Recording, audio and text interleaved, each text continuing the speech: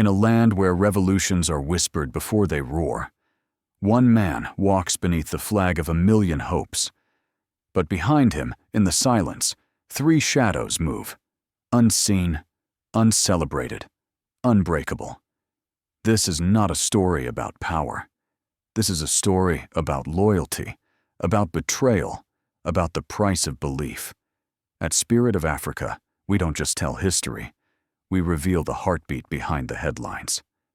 Stay with us, because what you are about to witness is the untold truth of those who guard the revolution, even if the world never knows their names. A warm breeze swept through the Place de Revolution in Ouagadougou as the sun dipped below the horizon. Amid a boisterous, fervent crowd, one man stood resolute.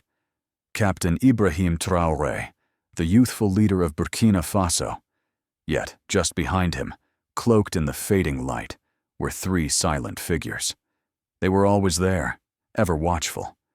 Few know their names. These are the closest guardians of Captain Traoré, silent, loyal, and ever prepared. Burkina Faso is a land that knows betrayal. In 2015, after a failed coup, the government dissolved the Presidential Security Regiment.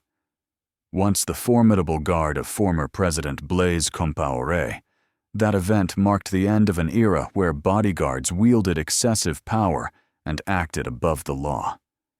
Years later, Captain Ibrahim Traoré faced a similar question. Whom could he trust with his life? He rose to power following a military coup in 2022. From the outset, he understood that trust was everything. Thus, he built his own security team, not with strangers, but with soldiers he personally selected, men he believed would never betray him. In Burkina Faso, power often shifts at the barrel of a gun, and Traoré knew danger was ever present. In December 2022, he revealed he had thwarted a plot led by a lieutenant colonel. Then, in September 2023, rebellious soldiers attempted another coup in the capital, only to fail. By early 2024, the government announced that 4 coup attempts had been foiled since Traoré's rise to power. These numbers reveal the perilous nature of his position. Besieged by war, instability, and treachery, Captain Traoré's life and the future of Burkina Faso rests in the hands of 3 formidable guardians. One, a masked man who never leaves his side. Another, a fearless warrior named Gaddafi. And the third, a quiet, brilliant commander known only as Number 3. These men operate in silence. No one chants their names. They wear no medals before the public, yet they are always there, in the shadows, safeguarding the leader of a revolution. Their story is fraught with risk, sacrifice, and profound loyalty. This is their world. This is their battle. This is the untold saga of the men who protect Captain Ibrahim Traoré. Welcome to the realm of discovery. Welcome to the great family of triumphant tales. Music. Night falls over the presidential palace. A solitary figure moves quietly along dimly lit corridors, known only as the Masked Man.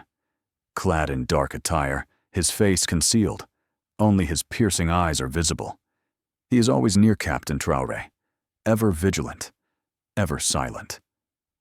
Tonight, he guards the door to Traoré's private quarters.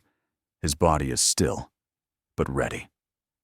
Then, distant gunfire echoes. It emanates from a military base across the city. The masked man swiftly signals an alert through his radio. The lights in the compound dim, a sign that danger may be near. He draws his weapon and takes position, prepared to defend his leader with his life. The threat dissipates. Perhaps it was nothing, but he remains alert. His duty never ends. Who is the man behind the mask? They call him the Masked Man. The silent shadow ever near Captain Ibrahim Traoré. His face is always hidden. His eyes never cease scanning. Some say he was once a special forces soldier fighting terrorists in the north. Others, believe he conceals his face because jihadist groups have placed a bounty on his head. But few know the full truth. This man was not chosen by chance. After Captain Traoré assumed power in 2022, he knew he needed a team he could entrust with his life.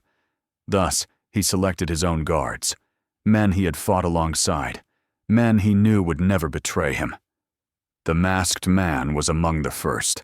In the Sahel, under a scorching sun, Traoré and this soldier fought side by side. They exchanged fire with militants in remote villages. In one fierce battle, when ammunition ran dry and hope faded, this man crawled through a hail of bullets to save a wounded comrade. Fearless, uncommanded, driven only by courage. Traoré never forgot that day. Now, as president, he trusts this same man to protect him every hour.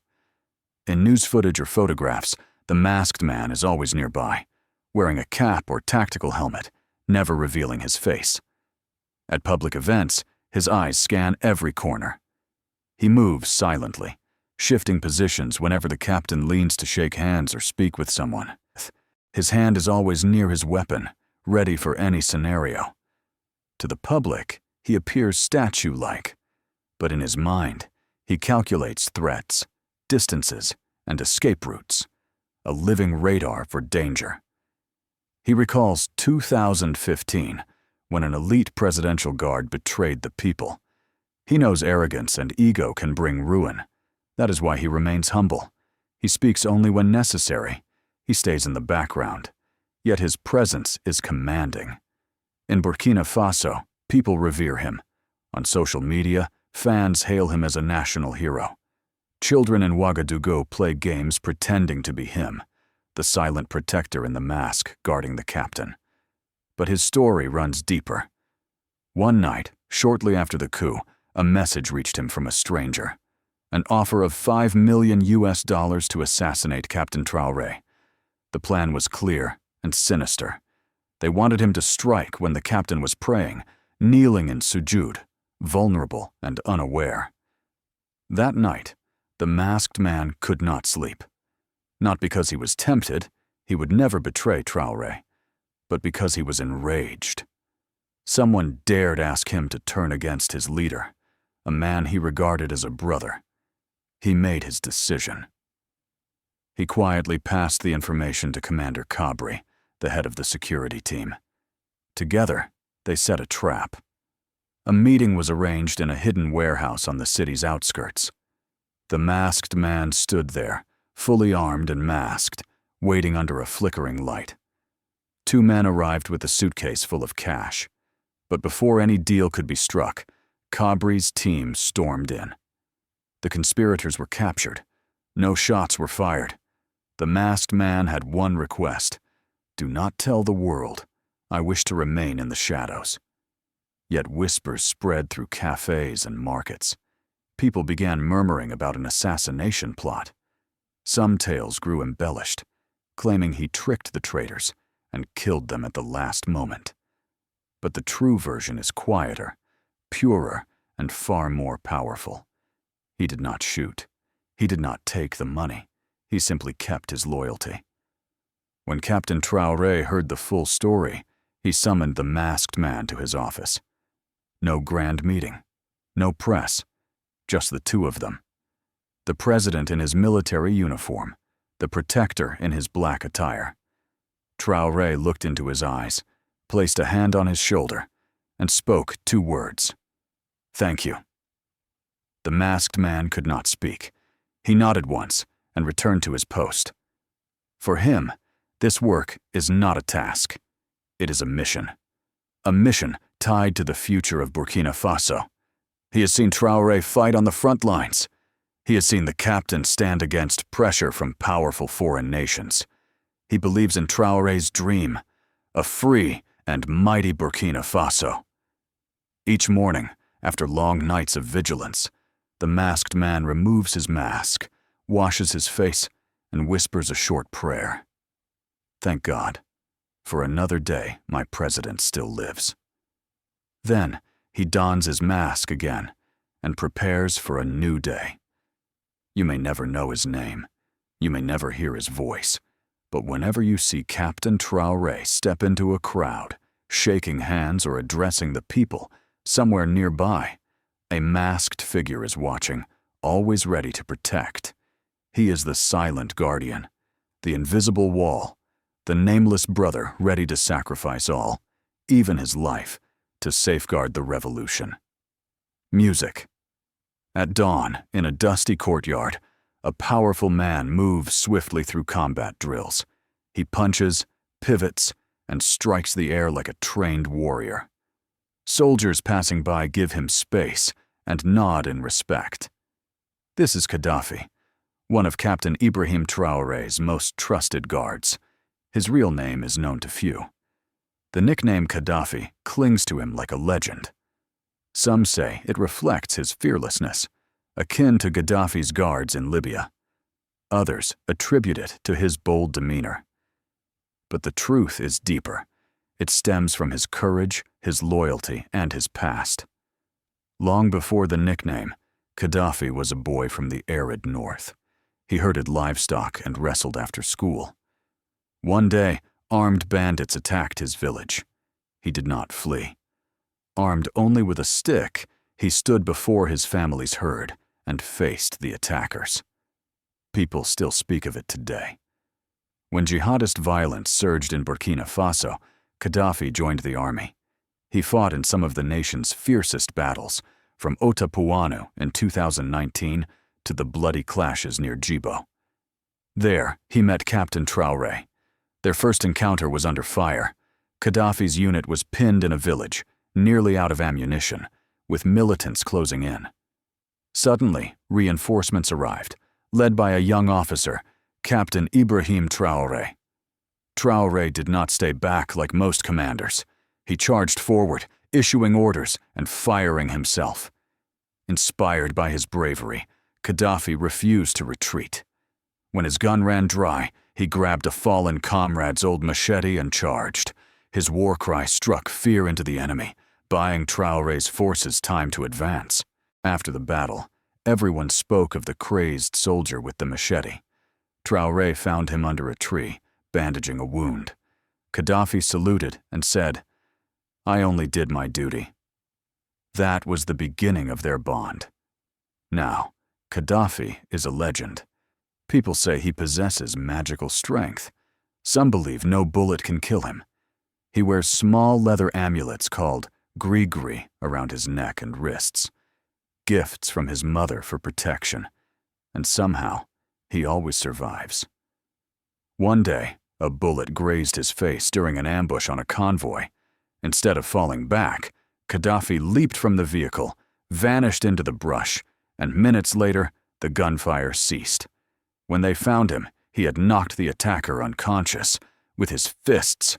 He laughed and said, "He's lucky I didn't bring my machete." But Gaddafi is more than a warrior. Off duty, he is the one who makes others laugh. He even draws a rare chuckle from the silent masked man. He tells jokes, lifts spirits, and keeps the team united. But when it comes to Traoré's safety, he is as hard as steel. He often blends into crowds in civilian clothes, watching from afar. At an event in Bobo Dioulasso, Traoré, dressed in a traditional shirt, spoke to youths about agriculture. Gaddafi, dressed like any other man, scanned every rooftop, every vehicle, every shadow. One hand rested near a concealed weapon. He hoped not to use it, but he was ready. Then came the test. In late 2023, a man from Gaddafi's old village invited him for porridge. It seemed innocent, but over the meal, the man began asking questions. Was Traoré truly worth dying for? Didn't he want a better life? Then came the real message: help eliminate Traoré, and he would be rewarded. Gaddafi slammed his cup on the table. His face hardened. He leaned forward and said, "Speak of betrayal again, and we're done." He reported the incident the next day. For him, there were only two sides: loyalty or treason. Gaddafi has a quieter side. Sometimes he sits by a fire at night, thinking of lost friends. One was Umar, a fellow soldier killed by an improvised explosive device. Gaddafi still carries his photo in his wallet. He is also haunted by history. Thomas Sankara, Burkina Faso's beloved revolutionary leader, was killed by betrayal from within. Gaddafi vowed, "We won't let that happen again." He once told the masked man, "Traoré must not end like Sankara." One morning during Eid prayers, Captain Traoré prayed alongside soldiers at a small base. He wore no uniform, no medals, just a man kneeling with his troops. Gaddafi stood nearby, watching. He looked at the young president, praying for guidance, and felt something powerful. Memories of his family's struggles, the sacrifices made. The hope Traoré now embodied. He whispered a promise to himself. God protect him, and I will protect him. He touched the grigri on his wrist, scanned the horizon once more, and stood tall. The sun rose over the base. Peace held for now, and Gaddafi, the warrior of the north, the guardian of the revolution, stood ready for whatever came next. Before dawn in Ouagadougou, in a quiet military office, the air is heavy. A few senior officers gather around a table lit by a single lamp. At its head stands a stern man in his 40s, Lieutenant Colonel Commander Kabri. He is sharp, silent, always observing. Most know him only as Number 3, the third member of Captain Traoré's personal security team. But within the team, he is the mind behind it all. Traoré may lead the nation, but Kabri keeps him alive. Kabri is a master of prevention. He sees danger before it emerges. He connects rumors, movements, and odd meetings like a puzzle.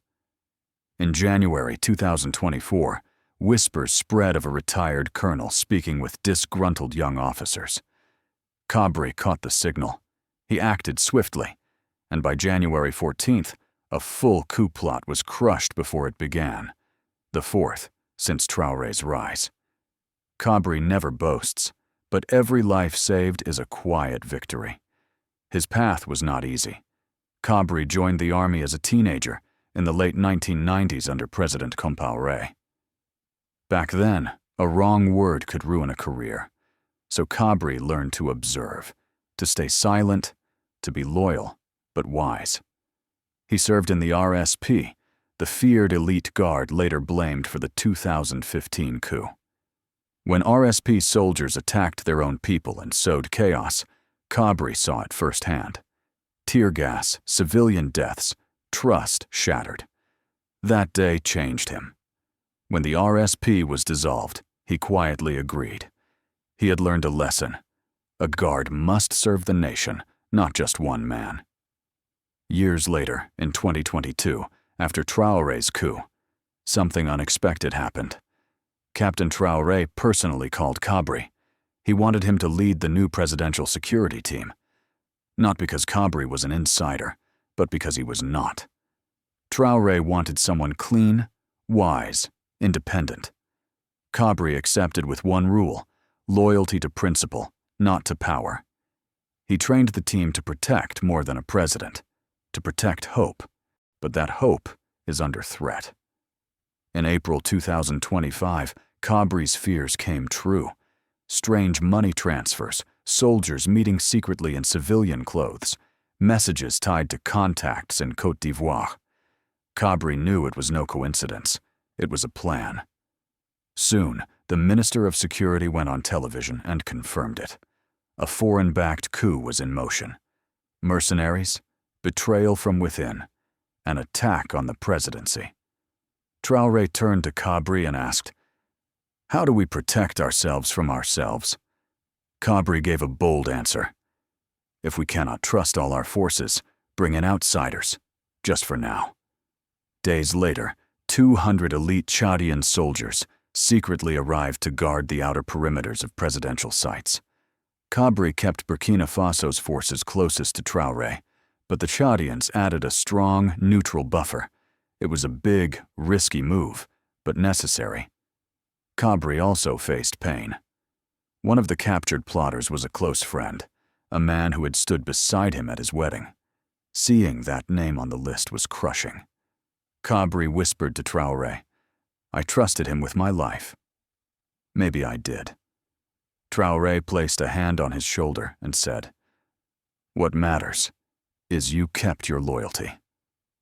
Kabri does not just protect a body, he protects a future. He plans every step, every trip, every crowd. He uses plainclothes agents, snipers, decoy convoys, fake vehicles to confuse attackers.